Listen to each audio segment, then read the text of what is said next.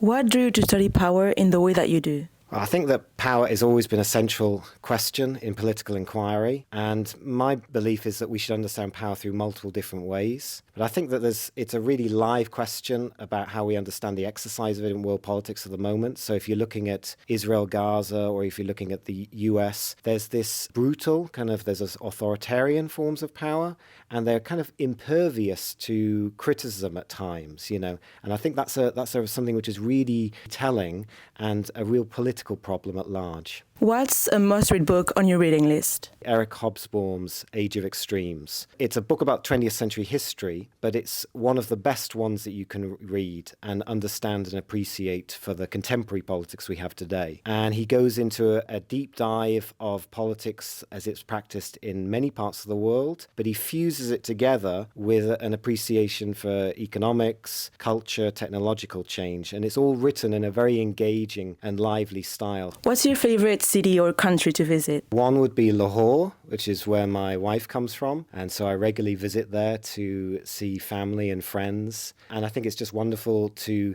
get to know a city repeatedly, and you can see how it evolves. And so I really love the people, the food of Lahore. What's your favorite coffee spot on or near campus? There's a new coffee chain which has opened up in London in the last few years called Watch House. It's not near campus so much. It's in Fitzrovia. They've got a branch there, and it's really good quality. So if I'm passing by there, I would normally stop by. What are you reading or watching right now? There's a book which was recommended to me by a colleague, and it's called The Politics of Obedience, written by this French scholar, and it tries to ask what he thinks is the big political question, which is why do people obey the state? And he goes through all sorts of different reasons. Maybe they're scared, maybe they're bored, and so forth.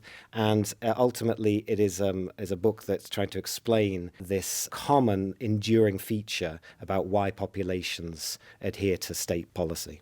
Do you have a favorite quote? All that is solid melts into air, which is a line from the Communist Manifesto by Marx and Engels. And it tries to encapsulate the transformative power of capitalism to constantly remake itself. So things that appear to be very solid in one moment are transformed into other states and other ways of being. So that would be kind of my academic one that I would offer. But there's also a kind of message, I think, in terms of my teaching, which is I tell all to students all the time, and that is, don't be worried to make mistakes in terms of your academic studies. And the point is to just constantly to keep learning, keep trying. And that's what my message for teaching would be. Amazing. Thank you so much. It was great talking to you today. Okay. Thank you very much. Thank you.